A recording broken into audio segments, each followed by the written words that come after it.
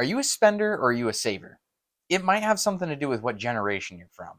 Take a look at this article that I'm going to expand on here, and it's going to show you something really interesting depending on which generation you're from, what you're more likely to favor. It's interesting. Hello.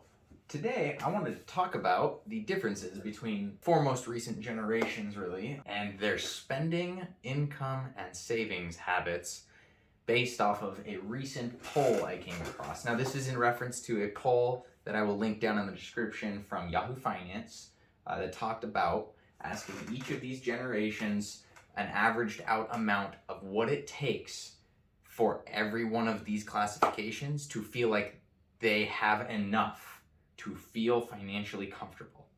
So this is not based off of what it takes to support a lifestyle that they're currently leading or just feel set for life. So starting with Gen Z, we have the highest income earned requirement to feel comfortable financially, which is $171,000 a year earned for the salary. And going down through these, millennials 133,000 earned, Gen X 112,000 earned, and baby boomers only $78,000 earned is what it takes for a baby boomers generation on average to feel like they're earning enough income to support the quality of life they're leading that year and just to feel comfortable enough to meet all those ends and not feel financial stress. Which is really interesting because the inverse sort of happens across the generations if you look at what they need to save.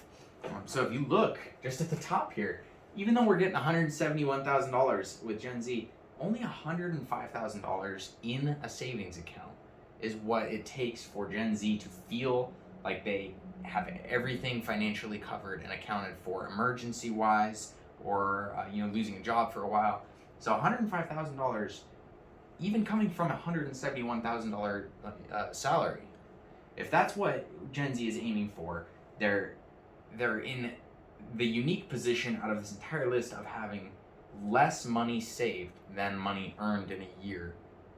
And they're the only ones on this list to do this, but it's an interesting trend to see how inverse the income versus savings adds up. Because when you look at millennials, it's $133,000 a year earned makes them comfortable with $300 and almost $50,000 in savings. So here we're seeing something where the savings is sort of covering for a consistent period of time if there was a potential loss of income on this. And Gen Z doesn't seem to mind as much of a cushion or care for as much of a cushion in that context. Millennials are nearly, not quite, but almost three times that amount. And it only amplifies from there. Gen X only needing $112,000 of earned income to feel comfortable, but $566,000 in savings. That's the point when Gen X feels like they are totally comfortable. And baby boomers, the most astonishing one here, being so low on the income earned to feel comfortable, yet still wanting more than $750,000 in savings. The interesting thing is if I were to look at this and say my opinion based off of where the priorities went generation to generation, I feel like you can see a trend coming from the society that we have been developing since this generation of the baby boomers, is that we've gone from a point of needing a certain amount of income and being financially responsible enough and stable enough to tuck away a portion of that towards savings over throughout the career. We've gone from a point of relying on as much, probably percentage-wise, of that income to survive and to make it through the year and make ends meet. We've needed to increase that, and while the goal was to still save, it seems like the amount, the balance of how much income goes towards saving has skewed much lower and more in favor of the side of spending what you earn and saving very little comparatively. So it's very interesting to see that, because you can almost tell that the way society has gone now is to say that as long as you have a good, consistent, stable job, it's okay to be carrying debt, it's okay to be carrying high liabilities every month, making a lot of expensive payments. As long as you have a higher paying job, you can cover all of that stuff, and a savings account really becomes a lot less necessary. And it's a pretty consistent theme. You can see it from generation to generation. I think it comes from a lot of our society really pushing a lot of heavy credit card usage, spending on things before you even have the money to fund them, or making them long-term payments. I mean, the other thing we're starting to see, if you look at like the housing market, for example, it's starting to become a normal trend in some areas of the U.S., even potentially pushing out toward a greater majority of the U.S. in the near future, to be more common to see longer than 30-year mortgages, 40 or 50-year mortgages. I know people that are out in California that have ended up picking up 40, 50, even 99-year mortgages to be able to afford properties. I mean, it's essentially all interest at that point. It's nearly the same feeling to that of renting. There are still reasons to choose that over renting, of course, but that's not the point of this video. It's just very interesting to take a look at where each of these priorities lines up. And the crazy part out of all of this is, to me, you look at the baby boomers and you go, oh my gosh, with $765,000, $750,000 in savings is what the goal being there makes them feel financially comfortable.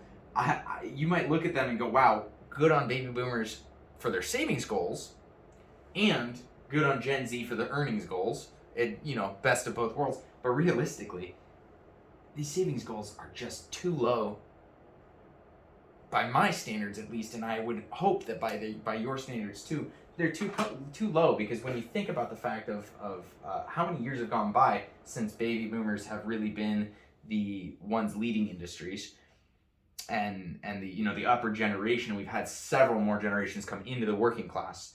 All this time for baby boomers to be tucking this money away, it is astonishing the effect inflation has had to impact the buying power and the value of these dollars here.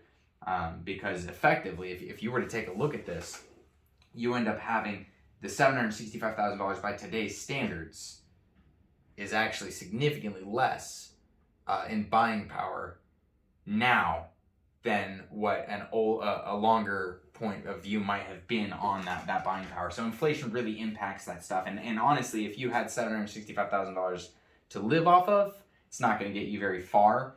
So ideally you have some retirement plans in place, a pension fund in place, some other things to go back that up, especially when we're talking about the baby boomer generation here, a lot of which are going into retirement. I mean, even every day, we have thousands of baby boomers retiring. But if this is the type of savings we're looking at for these generation going into retirement, and following that up with the savings goals of each of these generations, unless we have significant retirement goals set up with that, this is just not going to get you very far, right? But the one thing to take into account with that is the quality of life standard seems to, earning-wise, seems to diminish with each generation too. Because you start to notice that $778K, it's almost 10 times the savings of the earnings, right? And that trend just doesn't keep up. Now, the fact is inflation's going to keep going even when you're in retirement, so that savings alone isn't enough. Make sure you take the time to prioritize your retirement goals, but even beyond that, what your impact of your life goals are going to be, what the quality of life and what your generational goals are going to be, and how you'd like to continue moving forward past that, because retirement is, again, just one stage of your life. The working class period of your life is just one stage of your life. And there is so much time that goes into that most people don't even realize. Most people's retirement plans just don't cut it long enough. And there's more to the picture of your life here and now and in retirement that you should be taking into account beyond just this kind of stuff. So really interesting to look at this. It's very interesting to see the differences between the generations' mentalities on these. I think all of these are very good insights on the generations, but we can hit higher for every one of them. Let's just keep going. Let's get not only the best of both worlds, but let's keep it going even higher. Let's get that going for you today. So keep checking out some more of this stuff. I hope you had a great time. Thank you for tuning in. If you're still here listening and watching, I really want to thank you. I appreciate you taking the time out of your day to just kind of hear out what I had to say, listen to some of my ideas, and hopefully find new ways to implement them, benefit yourself.